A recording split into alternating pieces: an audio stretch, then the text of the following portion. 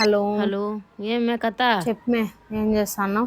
ఏమే గొంతు అట్లుంది? ఏం లేదు మే, ఇంట్లో ఏదో ఒక రొంపు ఉన్లా నా తోడికోడలు.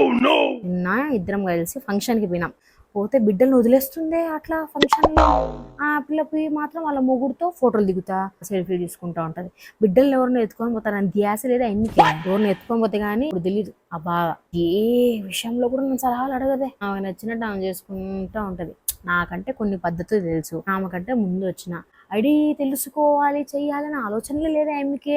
ఈ బయట వాళ్ళు ఎవరన్నా వచ్చినప్పుడు ఆ డోర్ దాటి బయటికి రానే రాదే, మహావరానిలాగా లోపలే కూర్చొనే ఉంటది. ఇంట్లో అందరం ఒకటే కదా, ఒక వంట చేసేసి అందరికి చేసి పడేసి సరిపోతుంది. ఆహా, దానికి దాని బిడ్డలకి దాని ఓడికి సపరేట్ వంట. మా వంటలు అసలు ముట్టనే ముట్టదు. ఏంది సంసారం? పొద్దున లేచినప్పటి నుంచి నైటీలే. ఎప్పుడో ఒకసారి వేసుకుంటే పర్వాలేదు, పొద్దు నుంచి పై నుంచి కింద వరకు కొట్టేసుకొని అట్లా అట్లా అట్లా తిరుగుతూనే ఉంటుంది. బిడ్డల్ని పట్టించుకోదు, అత్త మామలంటే గౌరవం లేదు, నేనంటే మర్యాద లేదు. అందరూ ఆమె బిడ్డలు నా బిడ్డలు అందరూ ఒకే స్కూల్లో వేసినాంలే, అందరూ ఒకేసారి వస్తారు. రాగానే ఆమె బిడ్డల్ని లోపల తీసుకుపోయి దానికి ఏదో ఒకటి పెడుతుంది. నా బిడ్డలు మాత్రం అసలు పట్టించుకోదు. ఏందో మే ఏమి బాధ నాకు. అబ్బా.